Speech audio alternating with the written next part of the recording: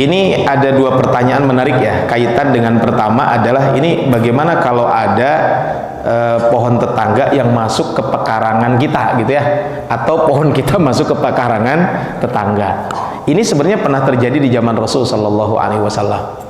Jadi ada tetangga yang mengadukan Pak tentang pohonnya yang ngaronoy lah curang Sunda begitunya.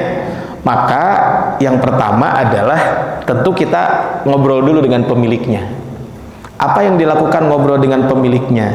Maksudnya adalah ngobrol dengan pemiliknya ini adalah itu sebenarnya tujuannya apa? Supaya pohon itu tidak mengganggu rumah kita. Nah, suruh dia untuk memotongnya.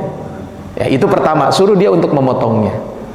Kalau seandainya dia tidak mau memotong, dia nggak mau, saya nggak mau memotongnya. Ya udah, kita aja yang nggak usah dipotong. Kalau gitu sama kita dipiteskan macam orang Sunda punya. Jadi ke rumah dia kan gitu ya pohonnya. Kalau ternyata nggak bisa digitukan, maka dipotong oleh kita, dan itu tidak perlu kita menggantinya. Itu ya. Jadi itu adalah kaitan dengan bab ini adalah kalau kita berbicara, makanya maka pemilik pohon itu harus menebang pohon tersebut yang menjulur ke tempat tetangganya tersebut. Kalau dia tidak mau, maka tetangga itu boleh menebangnya, tapi menebang yang pohon yang ke kitanya aja gitu.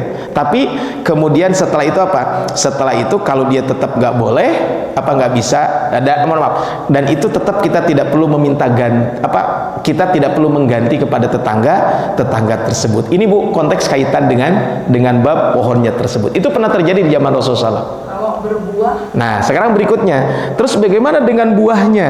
Gitu kan? Ini kan berikutnya apa? Ini berikutnya adalah bagaimana dengan buah yang ke tempat kita gitu ya. Contohnya ini tetangga punya mangganya ke tempat kita. Maka para ulama kita mengatakan buah itu hukumnya bukan berada di pengarangan kita, akarnya ada di mana. Gitu ya. Jadi kalau ada tetangga punya mangga, terus si dahannya itu sebagian ke rumah kita gitu Bu ya. Jadi sebagian ke rumah kita ke pekarangan kita, maka itu tetap punya tetangga buahnya. Kalau jatuh gimana? Ya tetap itu punya tetangga. Kalau jatuhnya ke jalan, tetap punya tetangga. Jadi nggak boleh kita kan supaya dulu lagi kecil tuh gini, yuk orang muru jatuhan buah gitu, mangga gitu. Itu nggak boleh Pak. Karena ada pemiliknya gitu. Oh, cuma lukotoh barang temuan. Yang disebut dengan barang temuan, nanti ada pembahasan fikih. Barang temuan itu adalah ketika kita menemukan barang, pemiliknya nggak tahu, itu namanya barang temuan. Kalau ada mangga jatuh, kira-kira itu barang temuan bukan? Kalau pemiliknya? Ya, kalau pemiliknya tahu kan pasti orang pohonnya ini kok. Kecuali mungkin ibu menemukan mangga di sungai. Nah, itu kan nggak tahu pemiliknya yang mana kan? Nah, tapi kalau ini mah pohon mangganya jelas, itu pohon mangganya di atas jatuh ke bawah, maka itu tetap pemiliknya ada milik tetangga. Makanya tadi Bu, nah ini ujungnya apa? Karena kita bertetangga, apa yang harus dilakukan? Yang harus dilakukan dalam bab ini adalah tentu harus diobrolkan. Artinya diobrolkan, kalau ada pohonnya ke tempat kita, ya sampaikan, Bu, itu gimana gitu pohonnya kok ke tempat kita, tolonglah ditebang gitu kan. Atau mungkin udahlah saya ikhlas aja dengan tetangga itu, nggak apa-apa, toh kita kebagian daunnya, insya Allah jadi pahala gitunya kan. Pagi-pagi nyapu daun, pas giliran panen nggak dikasih gitu ya, nggak boleh begitu lah. Jadi gini, kalau ada tetangga seperti itu, ya mangga ibu mau dipotong atau enggak, itu terserah kita. Tapi kalau kita sebagai pemilik pohon, nah beda Pak. Kita datang ke tetangga, Pak punten, ya nggak ganggu tuh gitu. Oh iya mengganggu, ya udah kalau mau mengganggu izin saya potong. Terus kalau nggak ini disampaikan, Pak ini mengganggu nggak? Terus kalau ada mangganya mah manggawe nuka dia mah kamu bapak gitu. Nah itu kan, kalau begitu dua tetangga itu enak Bu.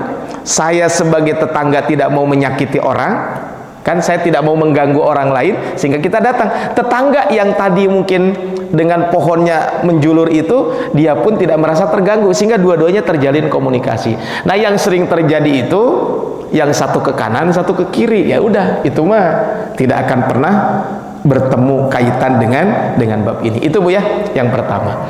Yang kedua, mungkin di Timur Tengah kalau ada yang meninggal, alhamdulillah baru innalillahi. Nah, mungkin alhamdulillah itu bukan bersyukur atas meninggalnya itu macam seneng saya meninggal dia, bukan itu mungkin ya. Tapi kan gini, alhamdulillah itu ada dua. Satu, alhamdulillahi bi ni'matihi tatimmus sholihat. Segala puji bagi Allah, dengan kenikmatan Engkau ya Allah sempurnalah berbagai kebaikan. Berarti kan dia mendapatkan kebaikan, maka alhamdulillah. Tapi kalau mendapatkan ujian, tetap alhamdulillahi ala kulli hal. Mungkin lebih ke situ alhamdulillahnya. Alhamdulillah artinya apa? Orang ini sudah menyelesaikan tugasnya di dunia. Bukan alhamdulillah mensyukuri wafatnya dia, enggak. Mungkin dia orang baik sehingga dia sudah menyelesaikan tugas-tugasnya. Tinggal innalillahi wa inna ilaihi raji'un. Semuanya akan dari Allah akan kembali kepada Allah. Nah, termasuk Pak. Jadi alhamdulillahnya beda mungkin ya. Alhamdulillah senang dia meninggal karena dia orang jahat sudah nggak ada, itu kan beda ya, mungkin nanti ekspresinya berbeda. Nah, yang kedua mungkin tentang innalillahi wa inna ilaihi raji'un. Bapak Ibu, innalillahi wa inna ilaihi raji'un itu tidak mesti kepada muslim. Non muslim pun kalau meninggal dunia boleh kita mengucapkan innalillahi wa inna ilaihi raji'un, tapi jangan dilanjutkan Allahumma gfir lahu. Jadi kalau kepada non muslim jangan Allahumma gfir lahu. Jadi kalau innalillahi wa inna ilaihi raji'un itu boleh. Karena kan semuanya dari Allah dan akan kembali kepada Allah. Ya semuanya mau muslim non muslim pun adalah tetap diperbolehkan. Itu mungkin Bu ya kaitan dengan pertanyaan. Barakallahu fikum.